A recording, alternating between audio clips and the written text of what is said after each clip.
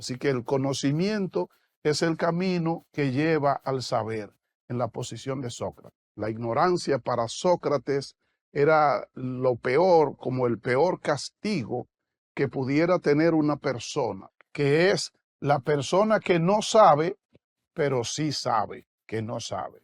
Y entonces cuando sabe que no sabe, sí se pone en camino para aprender y para conocer, que él llama el filósofo. Por eso él dice de sí mismo, yo solo sé que no sé nada.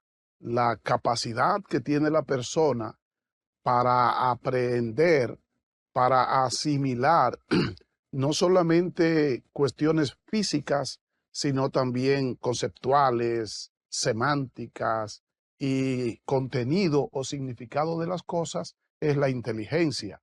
No es lo mismo ser bruto o con bajo coeficiente de inteligencia que ser ignorante.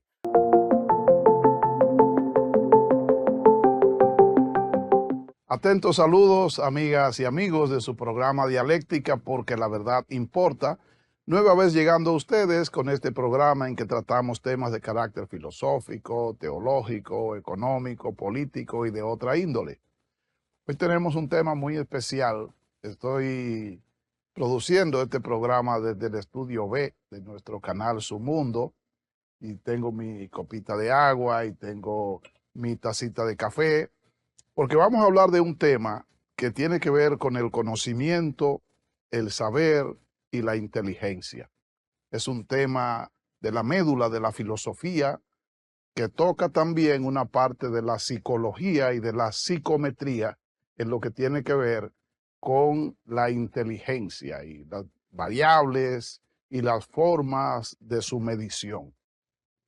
Bueno, vamos a hablar del conocimiento, y cuando se trata del conocimiento o del saber en el marco de la filosofía, hay una figura que nunca puede faltar. Se trata de Sócrates.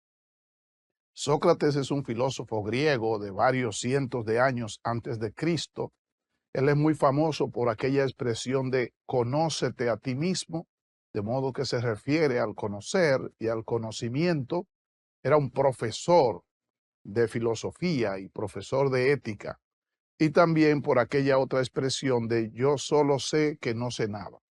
Pero vamos a tratar de referirnos a esos factores del conocimiento y el saber en el pensamiento socrático. Igualmente, cuando se habla de conocimiento y de saber, también entra en juego su antítesis, que es la ignorancia, ¿verdad? O el desconocimiento, que después vamos a ver cuando hablemos de la inteligencia, también de su antítesis, que es de la deficiencia, de la carencia o del coeficiente menor de inteligencia, que es lo que la gente, el vulgo, define como la brutalidad o lo bruto, que es como lo contrario de lo inteligente. Pero Sócrates, como refería, tenía una postura bastante firme de persecución contra la ignorancia. La ignorancia para Sócrates era lo peor, como el peor castigo que pudiera tener una persona, porque él la consideraba como la madre de todos los males. En su tiempo no se hablaba de inteligencia, sino que se hablaba de conocimiento. Y había diferentes niveles de conocimiento. Por ejemplo, la visión cosmológica, que era el conocimiento del universo y que en buena parte tenía factores mitológicos de la apreciación, de la inventiva, de la creatividad de las personas para producir mitos y para imaginarse también cuestiones relativas, por ejemplo, a las causas de las cosas, a los orígenes de las cosas. Piénsese, por ejemplo, en Tales de Mileto, en Heráclito, en otros tantos tratadistas como Parménides y demás, que refirieron este aspecto cosmológico del saber. Pero también está el conocimiento proveniente de la experiencia, de las vivencias de la persona, el conocimiento empírico. Y en el caso que tratamos aquí de Sócrates, se refiere al conocimiento cultivado por las personas, cuando la persona estudia, cuando la persona razona, cuando la persona analiza, es decir, cuando se encarga de vencer la carencia de conocimiento para saber, porque para él constituía eso un factor esencial, ¿verdad? El conocimiento. Ahora fíjense que yo me refería al saber y Sócrates refiere el conocimiento como el camino para el saber. Conocer es el proceso de acercarse eh, al objeto de estudio. Después se va a tratar como objeto cognoscible. Es el proceso mediante el cual abordamos un objeto que queremos estudiarlo, ¿verdad? Y luego que lo aprendemos, entonces ya lo sabemos. Así que el saber es como de hecho, es como una situación dada, tiene un carácter como pasivo, la sabiduría que la persona tiene aposentada y que es consecuencia de agotar un proceso de conocimiento. Así que el conocimiento es el camino que lleva al saber en la posición de Sócrates. Pero hay personas que saben porque desde su punto de vista, porque han agotado ese proceso de estudio y de investigación, eh, y hay personas que no saben porque no han agotado ese proceso de estudio y de investigación. Pero ya saben que se ha hablado mucho como unas derivaciones que hace Sócrates relativo al saber. Por ejemplo, él habla de la persona que no sabe, que carece de sabiduría, de conocimiento, pero ni siquiera sabe que no sabe. Es decir, no hace conciencia de su propia ignorancia. Y ese es el blanco para Sócrates. Él entiende que la persona que no sabe su propia ignorancia, entonces termina creyendo que sabe. Y él dice, termina en la necedad, porque entonces él supone que sabe, tiene que creer, creer es la sustitución del saber, y al creerse que sabe, entonces es el que interviene, es el que participa, es el que opina y es el que explica, pero careciendo de sabiduría. Ese es el ignorante pleno, dice él, el mayor nivel de ignorancia. Y entonces propone un método para conseguir que ese que no conoce su ignorancia, sí la identifique y se ponga en camino para superarla, que es el método de la mayéutica, la pregunta. Para Sócrates, la pregunta es el arma esencial, cardinal, para el conocimiento. De modo que la mayéutica es un sistema de cuestionamiento, de pregunta, que él desarrolla hasta llegar al descubrimiento de la verdad, que en el tema que nos ocupa, la verdad es la carencia de conocimiento, la ignorancia. Pero es una tarea bastante ardua, bastante compleja para Sócrates. Se le llamaba el aguijón de Atenas, porque resulta que al que no sabe, al ignorante, que sí cree que sabe, no le agrada la mayéutica, no le agrada la pregunta. El ignorante no pregunta porque él entiende que sabe, por lo tanto no necesita preguntar. Pero además el ignorante no le agrada que le pregunten también porque la pregunta puede ser enojosa y podría como desnudar, podría como desvestir el desconocimiento que pudiera entrañar la persona o el ignorante. Así que la pregunta es desagradable para el ignorante en la posición socrática. Había algunos tratadistas de su tiempo, como los sofistas, que utilizaban las falacias y el sofisma para darse a conocer y para expresar sus planteamientos, que asumían una postura de persecución y de ataque contra el ignorante, contra la persona que no sabía. Pero como Sócrates era moralista, el padre de la ética, profesor de la ética y de la moral, no se supone que él persiguiera a la persona por su ignorancia, sino que todo lo contrario, entendía que el ignorante era una persona que debía ser tomada en cuenta por el que tiene conocimiento para sacarlo de esa ignorancia. Esa es la idea de su método. Y por lo tanto se dedica Sócrates a desarrollar su actividad de enseñanza, el gran maestro. Incluso sugiere que el arte de enseñar, la función de enseñar, el maestro y el profesor, debiera ser una vocación. Y debiera ser, él decía, gratuita, es decir, no tiene precio enseñar, porque cuando tiene precio enseñar, entonces la enseñanza pudiera depender del valor del pago. Entonces no tiene precio. Era una de las razones por las que Sócrates con frecuencia tenía diferencia con su esposa Antipa, que le desagradaba su actitud de dedicarse a enseñar y a educar a los otros sin pensar en la remuneración que pudiera tener ese ejercicio. Pero él entendía que cuando una persona era sustraída de la ignorancia, la persona sería, lo que diríamos en nuestros tiempos, se salvaba. Si la persona entraba en un proceso de camino a la perfección. Y el fin de sustraer a la persona de su desconocimiento de la ignorancia es el conocimiento de ese no saber, que es el siguiente paso en su planteamiento, que es la persona que no sabe, pero sí sabe que no sabe. Y entonces cuando sabe que no sabe, sí se pone en camino para aprender y para conocer, que él llama el filósofo. Por eso él dice de sí mismo, yo solo sé que no sé nada.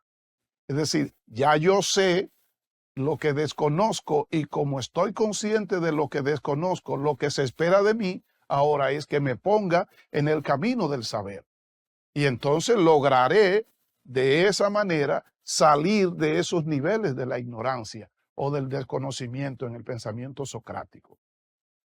Hay otra forma también de plantearlo o hay otra modalidad que se da y es el de que es lo que después vamos a ver con Binet y con Grammer y con otros tratadistas ya más cercanos a nuestros tiempos, cuando se hable de la inteligencia, eh, cuando él refiere lo del sabio dormido, que es aquella persona que sí tiene conocimiento, que sí sabe, pero no está consciente de cuánto sabe. Él lo dice, es el que sabe, pero no sabe que sabe. Y entonces ese tiene el sabio dormido y la tarea con esa persona ya no es enseñarle su ignorancia, sino hacerle ver que sí puede. Y hay un tratadista muy importante, Norman Vincent Peale, estadounidense, que tiene un trabajo en ese sentido que se llama Puedes si crees que puedes. Y entonces ahí él refiere que muchas veces sí tenemos conocimiento de las cosas, pero no estamos suficientemente conscientes de ese conocimiento que tenemos hasta que se presente, por ejemplo, una situación, una ocasión, hasta que se presente, por ejemplo, una crisis. Y por eso es que muchas veces de las crisis es que se extrae la solución. Es necesario muchas veces como tocar fondo en algunas situaciones, producir crisis, dicen algunos tratadistas de la administración, como acelerar las crisis muchas veces, porque de la crisis es que sale la motivación para la búsqueda de las soluciones. Entonces aquí estamos en el que desconoce su conocimiento y dice él, a esa persona lo que tenemos que hacer es despertarle su espíritu de conocimiento, de sabiduría, para que efectivamente lo ejecute en el pensamiento socrático. Y finalmente estaría la persona que sí está consciente de cuánto sabe. ¿Sí? El que sabe y sabe, que es lo que algunos van a llamar luego el sabio pleno. En los tiempos de Descartes y de Immanuel Kant se refirió mucho a ese tema, el tema de las ideas innatas, el de la crítica del juicio, la crítica de la razón pura y la crítica de la razón práctica. ya más cercano a nuestros tiempos. Pero hay un factor interesante con relación al que no sabe y no sabe que no sabe, que es como el ignorante pleno, y a el que sabe y sabe, que es como el sabio pleno. Y entonces ya aquí entran otros factores de carácter psicológico, la tendencia que puede darse en el ignorante, en el que no sabe, la tendencia a asumir una postura entonces acomplejada, acomplejarse la persona.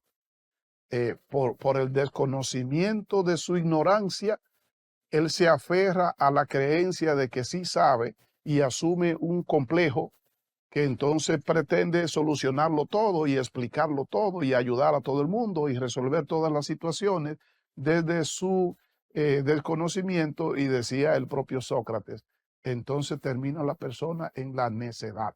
No lo decía con un sentido despectivo, porque siempre tenía un criterio de rescate para la ignorancia, ¿verdad? O para el ignorante. No se habla en ese tiempo, como refería al principio, de la carencia de inteligencia, porque en ese tiempo se trataba mucho más el tema del conocimiento y del saber.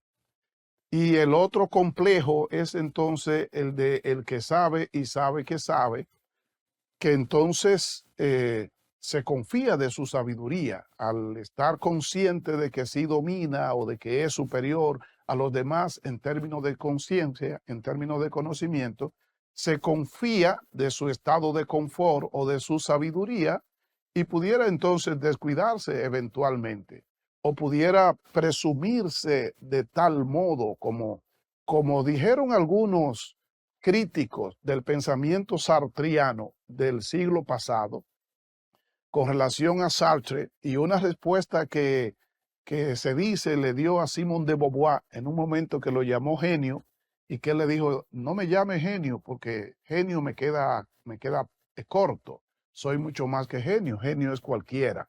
Y entonces eso se vio como una actitud prepotente, presumida, aunque probablemente no fue ese el espíritu de su planteamiento. Pero lo cierto es que cuando una persona alcanza un nivel de conocimiento y de sabiduría apreciable, y está además consciente de esa superioridad que tiene con relación a otros, podría entonces también presumirse mucho y asumir ese otro tipo de complejo. O sea que hay esos riesgos, tanto en la ignorancia plena como en la sabiduría plena, esos riesgos en las personas, y por eso Sócrates, desde su posición, prefería definirse como el sabio de la ignorancia, el consciente de su ignorancia, y que debía, por lo tanto, ponerse siempre en camino de buscar salir de ella mediante la investigación y el estudio, que tenía como factor esencial desde su punto de vista la pregunta, ¿verdad? La mayéutica. Y ya consciente, conociendo la persona, incluso sus propias limitaciones, entonces viene la dialéctica, que es la contrastación de premisas, la contrastación de hipótesis para producir conclusiones, para producir teoría, para hacer avanzar el conocimiento, en definitiva, para producir conocimiento. Esa es la idea de la dialéctica, es relacionar una premisa con otra y sacar de ella entonces una conclusión que está implícita y que es producto de un ejercicio intelectivo. Y entonces ya con ese ejercicio intelectivo estaríamos entrando en ese otro componente de nuestro tema, que es el de la inteligencia, y que supone una serie de factores en las personas.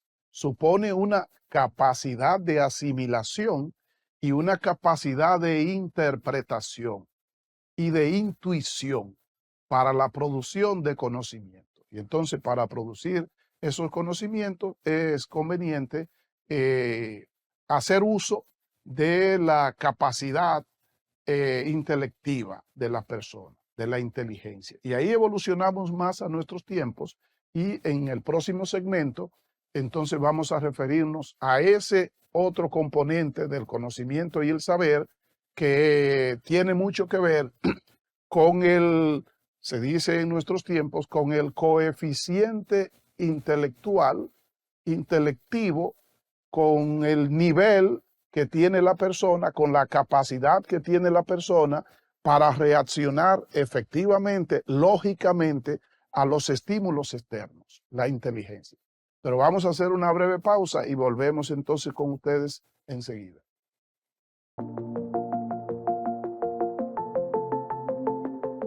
Regresamos con ustedes en Dialéctica porque la verdad importa. Estamos hablando del conocimiento. Hay una teoría filosófica que se llama nociología, que se encarga de estudiar el conocimiento, igual que hay otras disciplinas como la epistemología, que también trata sobre el significado y contenido y que están relacionadas con el conocimiento. Ahora vamos a hablar de la inteligencia y particularmente de la inteligencia humana, porque no solamente las personas son inteligentes, la capacidad que tiene la persona para aprender, para asimilar no solamente cuestiones físicas, sino también conceptuales, semánticas y contenido o significado de las cosas, es la inteligencia.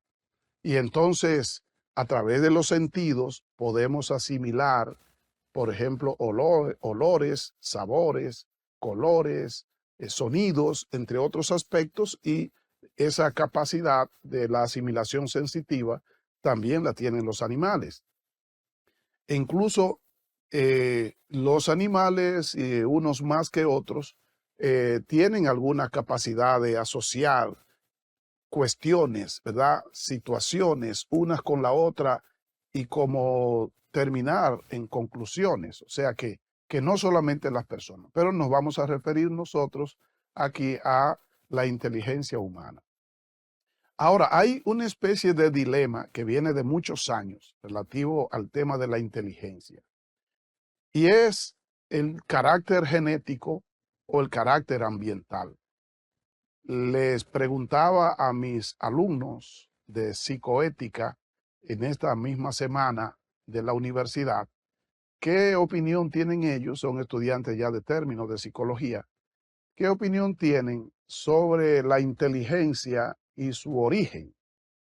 Y la mayoría decían que 50% de la inteligencia humana es genética y 50% es ambiental. Yo les respondía que es una respuesta cómoda, es una respuesta fácil, poco comprometedora, poco retadora, porque hay una gran cantidad de investigadores y tratadistas a lo largo de la historia, como el caso de William Stein o Alfred Binet o Gunther, que han tratado en Estados Unidos, en Francia, en España, en diferentes partes del mundo, el tema de la inteligencia. Podríamos decir que de la edad moderna hacia acá, entonces se ha estado hablando de la inteligencia y no solamente del conocimiento y el saber como sucedía en la antigüedad.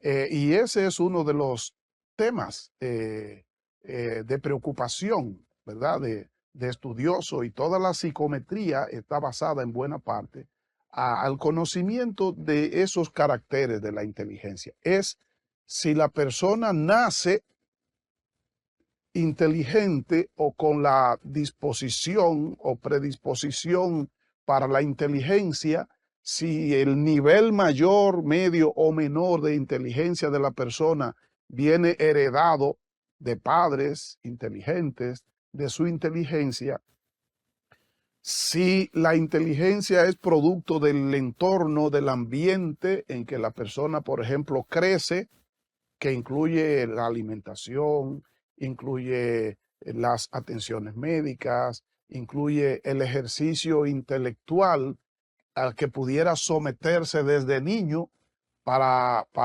manifestar esos niveles de inteligencia, o si hay participaciones de ambos aspectos y en qué grado existe esa participación. Pero lo que decíamos es que hablar de 50-50 tal vez es poco arriesgado, y estos tratadistas, hay algunos que dicen que es genético, como el tema del liderazgo o del líder, la discusión entre si el líder nace o el líder se hace. Entonces, así también de la inteligencia. Hay algunos que dicen que es un tema genético. Los genes están ahí de la inteligencia. Ahora bien, se precisa de un ejercicio, de un estímulo para que estos puedan entonces desarrollarse y manifestarse, ejercitarse en las personas. Pero naturalmente eso estaría condenando también a otros, como diciendo la carencia de genes o la menor cantidad o calidad de los genes de la inteligencia estarían ahí, y por lo tanto hay uno que nació con poca o con escasa inteligencia y otro que nació con mayor inteligencia. Hay otros tratadistas que dicen que se estimula y que hay formas de provocar y tal vez de generar, incluso de generar inteligencia en la persona. Pero ese es un tema en desarrollo, que todavía múltiples investigadores están tratando de llegar a conclusiones precisas en ese sentido. Hay algunos tratadistas que han referido el fenómeno de la inteligencia con el fenómeno de la fertilidad, por ejemplo, del suelo. Hay un suelo fértil, una tierra fértil, y hay un suelo menos fértil, y hay un suelo árido, infértil, digamos el desierto. El desierto que no es fértil, o hay una zona montañosa y rocosa que tiene menos niveles de fertilidad, y el valle regado, mojado, el valle del Nilo, el valle de la Vega Real, el valle que entonces es tierra fértil. Las semillas o los tallos que se siembren en uno o en otro suelo, entonces tendrá la suerte de las condiciones de ese suelo. De modo que esa semilla que cayó en tierra fértil germinará y crecerá y se desarrollará con mucha facilidad. Digamos que el agricultor tiene que emplear poco esfuerzo para conseguir que esos tallos o que esas semillas crezcan y den frutos, y den buenos frutos. Porque el suelo es fértil, y ese suelo fértil sería como el cociente de inteligencia genética de esa persona.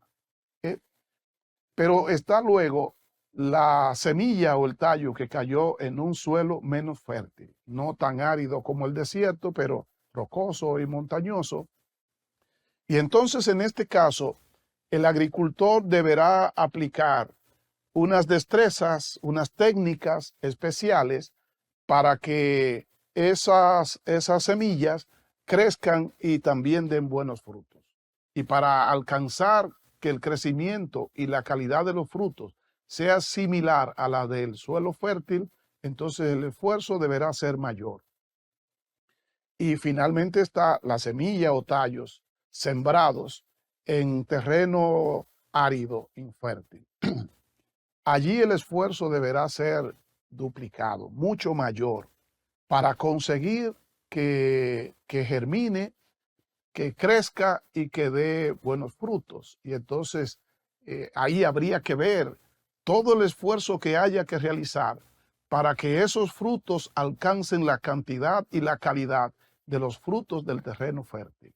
Y a eso se refieren algunos entonces, con la disciplina y el ejercicio que tiene que hacer la persona para lograr entonces ejercitar su inteligencia.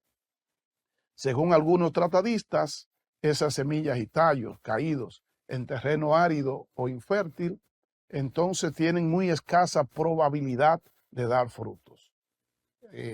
Ya veremos que en la psicometría luego se va a hablar de los bajos niveles o cocientes de inteligencia de la persona, que implican una deficiencia importante para el aprendizaje de la persona. Y entonces eso sería un nivel de inteligencia muy bajo. Y luego entonces el terreno promedio, intermedio, que lo van a plantear como una inteligencia promedio, y el terreno fértil, que entonces es con mucha facilidad y que va a conseguir entonces muy buenos frutos. Otros tratadistas lo relacionan con los genes de la gordura, por ejemplo, de la persona, de la obesidad. Una persona que hereda genes de la obesidad tendría una tendencia segura a ser obesa. Pero la persona tendría la opción de someterse a una dieta especial y de hacer ejercicio, y entonces sería como que con la dieta, la alimentación y los ejercicios podrían limitar como el potencial de obesidad que está grabado en sus genes y que está heredado. Por lo tanto, el ejercicio, en este caso de la persona que es posterior a la predisposición genética, permitiría que la persona sí mantenga unos niveles de equilibrio en su metabolismo y que por lo tanto no termine en la obesidad, como lo haría sería si come y si no hace ejercicio, y como tiene la predisposición para la obesidad, entonces terminará con toda seguridad siendo obeso. Ahora, y está la otra persona que entonces no tiene esos genes de la obesidad y sería como que tiene que alimentarse más y tiene que comer más y no puede afincarse de manera extrema en los ejercicios, porque entonces si lleva dietas y si se dedica a los ejercicios, entonces sería lo contrario de la obesidad y tendría entonces unas condiciones diferentes, ¿verdad? Contrarias. Así que aquí estaríamos hablando de la predisposición genética. Y eso aplicado al campo de la inteligencia diría que habría una persona que nació con un coeficiente de inteligencia o con una indisposición genética de inteligencia baja, que necesitaría mucho mayor esfuerzo para colocarse en el nivel promedio y que probablemente sería muy difícil que pudiera llegar a los niveles superiores, como podríamos decir en el caso de las calificaciones en la universidad, el estudiante de una C, el estudiante de una B y el estudiante de una A. El de la A es lo excelente, la B es bueno, muy bueno, y la C es entonces suficiente. Entonces se estaría diciendo que hay una persona que tiene una predisposición para la C por su condición o por su cociente de inteligencia promedio. Y estaría la otra persona que tiene una predisposición para la B por su cociente de inteligencia por encima del promedio, y otro para la A por su cociente de inteligencia muy por encima del promedio, ¿verdad? Muy significativo. Pero también se estaría diciendo que el que está por debajo del promedio de inteligencia estaría condenado a la D o estaría condenado a reprobar o no tendría la vocación o la condición para ser profesional. Hay algunos estudios que han realizado universidades, por ejemplo, en los Estados Unidos, y que estimulan a estudiantes luego de hacerle un test de inteligencia y de potencialidad y de aptitud, le aconsejan realizar estudios técnicos y no pretender a realizar estudios universitarios o superiores, porque sugieren que tendría unas limitaciones por su nivel de inteligencia, y al mismo tiempo también que estimulan a otros a buscar la especialización y la formación profesional, ¿verdad? Son como los catadores de talentos que ofrecen becas para estudiantes que los ven como muy potencial o con un potencial de inteligencia apreciable. Y entonces yo referí hace un momento a diferentes tratadistas de la psicología y de la psicometría en nuestros tiempos, como Gunther Anders, el alemán, o Alfred Binet, o William Stein, que hablan de los test de inteligencia, que plantearon en principio un modelo de medición de la condición de inteligencia de las personas para determinar a partir de ello la persona que está por debajo del promedio, que ellos, por ejemplo, establecían que una persona que tiene un rango de coeficiente de inteligencia que va entre 80 y 90 es un rango de inteligencia normal, pero ligeramente por debajo del promedio. Ellos lo llaman, es un coeficiente de inteligencia normal, pero lento, que pudiera llegar, sería como el estudiante de la C, que puede aprobar y que sí puede aspirar a producir incluso conocimiento, pero con mayor esfuerzo. Ahora bien, dicen, cuando está por debajo de los 79, por ejemplo, entre 70 y 79, entonces lo llaman como un nivel de inteligencia limítrofe que está por debajo de lo lento y que tendría mayor dificultad la persona para lograr un aprendizaje apreciable. Y el que está por debajo de los 69, entonces lo entiende como que tiene deficiencia y que esa deficiencia entonces se convierte en un hándicap, en una dificultad importante para aspirar a producir conocimiento y a alcanzar mayores niveles de conocimiento. Recuerden que ese nivel de conocimiento produce finalmente el saber, como lo decía Sócrates. Ahora, también dice que entre los 90 y los 109 como coeficiente de inteligencia en el rango, entonces sería la inteligencia normal promedio. La persona regular promedio que aprende, que entiende, que descodifica mensajes normales, regulares, entonces estaría en ese promedio y esa persona adquiere conocimiento, un conocimiento apreciable. Después estaría el que está entre los 110 y los 119 como rango de coeficiente intelectual, que tiene una inteligencia normal superior al promedio, brillante, le llaman ellos, superior al promedio. Y entonces esa persona es capaz de aprender ya no solamente a través sensitiva o a través intelectiva, sino incluso de manera intuitiva. Es decir, es capaz de descodificar mensajes sublimes o mensajes subliminales. Es capaz de identificar no solamente lo que se le dice, sino también lo que se le quiere decir, pero que no se expresa, que sería como los mensajes implícitos.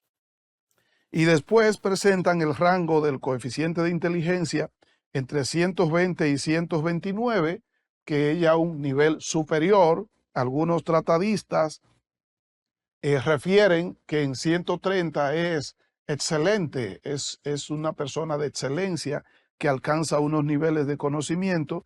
De hecho, ellos plantean que entre 130 o más, entonces es una inteligencia de genio, es una inteligencia superior.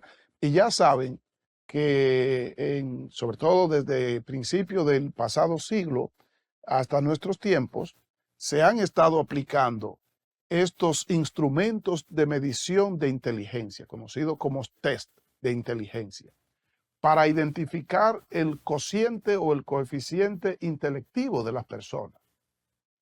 Y entonces se habla de el coeficiente de inteligencia, por ejemplo, de Albert Einstein, que era brillante y que estaba por encima de los 120. Se habla del cociente de inteligencia, por ejemplo, de Hawking, que también brillante. En nuestros tiempos se habla de Steve Jobs o se habla, por ejemplo, de Bill Gates y de otras personas que se conoce que han alcanzado coeficientes de inteligencia. Recientemente se ha hablado de una jovencita mexicana que en evaluaciones que se han hecho de su nivel de inteligencia se dice que apunta a ser brillante. Se conoce el caso de Marilyn Monroe, a pesar de sus actividades, ¿verdad?, la que se desarrolló como actriz y modelo, y sin embargo en evaluaciones que se hicieron de ella, se dice que tenía un nivel de inteligencia muy por encima del promedio normal.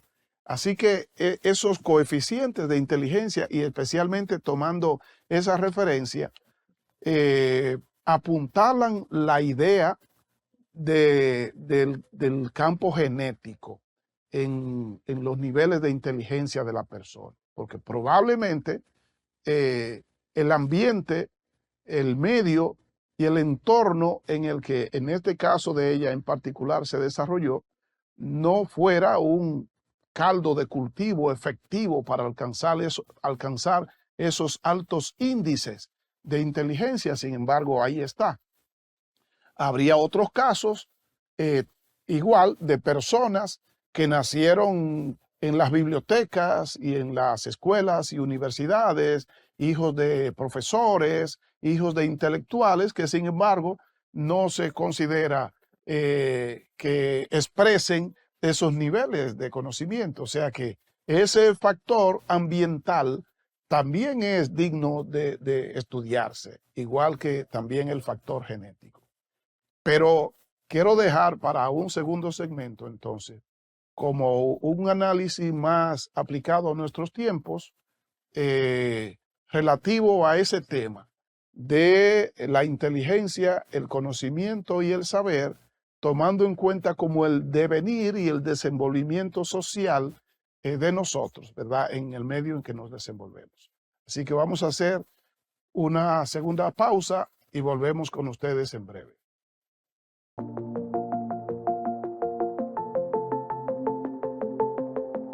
Regresamos con ustedes en Dialéctica porque la verdad importa. Estamos hablando de la inteligencia, el conocimiento y el saber. Dice una persona, un campesino, hace unos días, yo desde mi condición de bruto les quiero decir a ustedes, o sea, él se estaba definiendo como bruto. Cuando se habla de bruto, normalmente la referencia es al bajo coeficiente de inteligencia. Es decir, sería como la persona que tiene una predisposición genética para un aprendizaje por debajo del promedio. Ese es un tema en desarrollo, ¿verdad?, en discusión, pero desde luego que hay algunas personas que acusan algunas deficiencias. Lo que se suele decir es que sencillamente esa persona necesita hacer mucho mayor esfuerzo que el que tiene un coeficiente de inteligencia superior. Sería como, no es que no pueda llegar, sino que tiene que esforzarse mucho más para llegar. El problema está que como eso implica un costo, el esfuerzo, por ejemplo, el de los genes de la obesidad, tiene que sacrificarse mucho con sus dietas y con sus ejercicios, y entonces está viendo al vecino que no tiene esos genes de la obesidad, que no lleva esas dietas ni esos ejercicios, en cambio él sí tiene que hacer ese esfuerzo. Entonces ese alto esfuerzo que tiene que hacer desestimula que lo haga, y en consecuencia la persona termina como resignándose a engordar. Y eso mismo entonces sucedería con el bajo coeficiente de inteligencia. Como tiene que leer mucho más el texto, como tiene que ejercitarse mucho más, como tiene que preguntar más y tiene que pedir que le expliquen una y otra vez, y pudiera sentir que molesta al pedir que le expliquen tantas veces, o pudiera sentir que está perdiendo el tiempo estudiando demasiado, se resigna entonces a no desarrollar ese esfuerzo y en consecuencia cae en la otra parte, uno en la gordura y el otro en la ignorancia. Pero no está necesariamente condenado a hacerlo, porque lo propio puede suceder con la persona que sí tiene ese alto coeficiente de inteligencia, sin embargo no lo ejercita. y no estudia el promedio que tiene que estudiar. No tiene que estudiar tanto como el del bajo coeficiente, pero tiene que estudiar para aprender. Porque el conocimiento sí ya es más complejo para que resulte innato, para que venga contenido en los genes. El conocimiento hay que generarlo, hay que mirar para conocer el color de las cosas.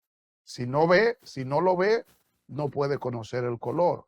Hay que oler para conocer el olor de las cosas. Y hay que tocar para conocer las dimensiones y las temperaturas de las cosas.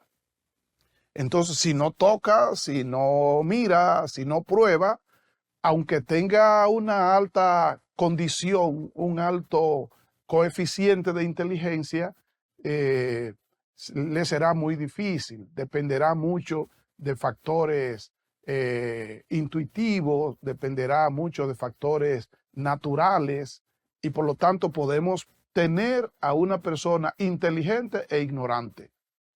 Del mismo modo que podríamos tener a una persona que no tiene un alto índice de inteligencia y no es ignorante, porque se cultiva, porque estudia. Ahora, como les resulta igualmente cómodo o fácil estudiar y aprender al que tiene ese alto coeficiente de inteligencia, porque no tiene que hacer tanto esfuerzo como sucede con el del menor coeficiente, entonces lo regular es que él se sienta bien, se acomode a ese proceso de estudio y de investigación y por lo tanto el inteligente también resulte sabio, también adquiera un alto nivel de conocimiento y por lo tanto no sea ignorante. Pero no es lo mismo, se desprende de este análisis sencillo que trato de hacer, no es lo mismo ser bruto o con bajo coeficiente de inteligencia que ser ignorante, aunque podría uno conducir al otro por lo que he dicho. Del mismo modo que no significa ser inteligente necesariamente por tener mucho conocimiento, porque, o ser inteligente lo es, desde luego, no significa necesariamente ser un genio la otra persona por tener mucho conocimiento, porque puede ser producto del esfuerzo. Entonces es un tema en definitiva del esfuerzo.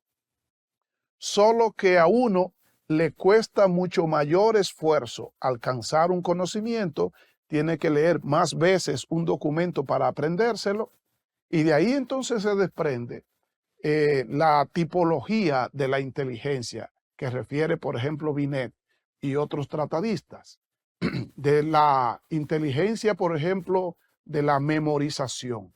La persona que es capaz de retener muchas informaciones y de memorizarlas y de recrearlas. Ese es un detalle, es un indicador que se mide en los test de inteligencia. Y hay otro tipo también de inteligencia, otra tipología, que tiene que ver con lo que se suele llamar el vuelo mental, que es como la rapidez con que la persona recupera las informaciones que tiene en su memoria. Uno es almacenamiento, que puede almacenar muchas informaciones y sabe mucho y de todo, pero pudiera ser más lento en recuperar esas informaciones para darlas a conocer o para expresarlas. Otro es que es más rápido en recuperar esas informaciones y expresarlas, aunque probablemente la capacidad de la memoria sea menor y por lo tanto no pueda almacenar tantas informaciones como el primero, pero sí puede presentizarla, sí puede recuperarla y expresarla con mayor rapidez, y ese aspecto también se mide en los test de inteligencia. Hay otros aspectos que es el de la intuición, la capacidad de la persona para relacionar premisas y sacar conclusiones muy implícitas, para ver más allá. Ya saben ustedes que se habla mucho del subconsciente y del consciente y de los mensajes que la persona puede recibir en su subconsciente, como por ejemplo los mensajes sublimes que se utilizan mucho en la publicidad y en el mercadeo y que conducen o convierten al sujeto en consumidor inconsciente. Es decir, él no está muy consciente de por qué está demandando ese producto y ese servicio, pero lo está demandando. Porque recibe un mensaje desde su subconsciente. Y entonces ese que tiene ese alto nivel de inteligencia es capaz de descifrar ese mensaje sublime y darse cuenta de lo que le quieren decir, que no es explícito sino implícito. Y por lo tanto lo intuye, lo descodifica. Y eso implica entonces un alto índice de inteligencia. De todos modos, la elaboración de estos instrumentos de medición de inteligencia tienen algunas relatividades, tienen algunos niveles o probabilidades de error.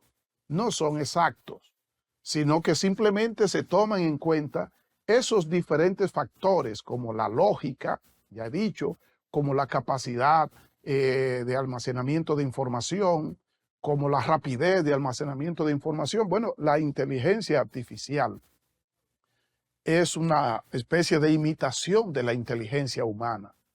Y entonces lo que se procura con estas máquinas, de lo que hablaba Mortimer Todd hace muchos años del famoso mito de las máquinas pensantes, lo que se procura de estas máquinas es hacerlas similar al pensamiento humano o similar a la inteligencia humana, de modo que no solamente sea capaz de almacenar una cantidad de información y de acudir a ese almacén de información cuando recibe un comando o un mandato determinado, sino también de producir informaciones nuevas como la persona, que es capaz de desarrollar, de hacer avanzar el conocimiento, produciendo ciencia. Y eso es entonces el trabajo del científico. Es producir ciencia, que es producir conclusiones, producir propuestas, producir juicios que sean demostrables, experienciables y comprobables, y que puedan ser entonces irrefutables hasta terminar en las teorías científicas. Esa es la idea de la inteligencia artificial. Ese es el propósito del científico, que procura crear una máquina que tenga las condiciones similares al cerebro humano, y algunos entonces plantean la posibilidad de que la máquina pueda desbordar esa capacidad del propio cerebro humano y entonces volverse en contra de su propio productor. Ya saben que esa es una teoría que desde los tiempos de Jurassic Park y otras iniciativas cinematográficas procuran recrear el que el científico produce y ese resultado o ese producto del científico pudiera entonces convertirse en la gran amenaza para la propia existencia del científico y para el futuro de la humanidad. Pero bueno, ese es un tema de estudio y que pertenece a otro campo de acción y además muy amplio, que tendríamos que verlo en otro programa. Por el momento les agradezco que estuviesen conmigo en esta dialéctica de esta semana y les convoco entonces para un nuevo programa. Será hasta la próxima. Muchas gracias.